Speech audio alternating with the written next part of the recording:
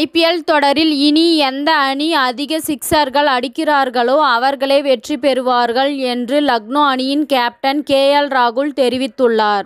IPL தொடரில் 44வது league ஆட்டத்தில் Rajasthan Royals அணியை எதிர்கொண்ட லக்னோ அணி 7 விக்கெட்டுகள் வித்தியாசத்தில் தோல்வியை தழுவியது. முதலில் பேட்டிங் செய்த லக்னோ அணி 196 ரன்கள் அடித்த நிலையில் ராஜஸ்தான் அணி 3 விக்கெட்டுகளை மட்டுமே 19வது ஓவர்களில் அந்த இலக்கை வெற்றிகரமாக எட்டியது. இதன் மூலம் ராஜஸ்தான் அணி 16 புள்ளிகள் பெற்று முதல் இடத்திலும் லக்னோ அணி 10 புள்ளிகள் பெற்று 4வது இடத்திலும் உள்ளது.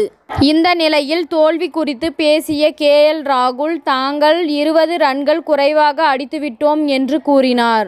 இது குறித்து பேசிய அவர், நாங்கள் பேட்டிங் செய்யும் போது நல்ல தொடக்கத்தை பெறவில்லை.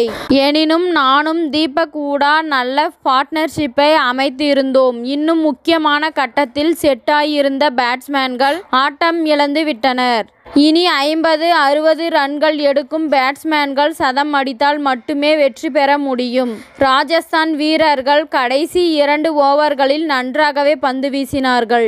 நாங்கள் நல்ல நிலையில் இருந்தோம். நிச்சயம் அதனை பயன்படுத்தி கொண்டு 20 ரன்கள் கூடுதலாக அடித்திருக்க வேண்டும்.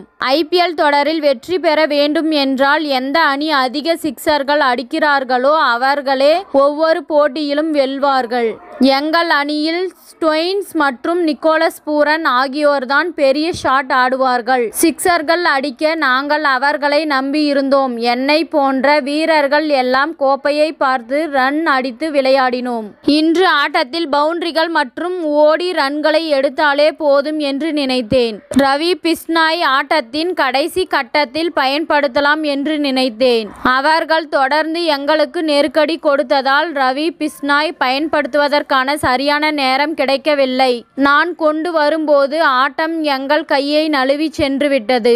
ரோமன் போவல் மற்றும் ஹெட்மயர் பேட்டிங் செய்யும் போது ரவி பிஷ்னாயை பயன்படுத்த நினைத்திருந்தேன் என்று ராகுல் விளக்கம் அளித்தார்.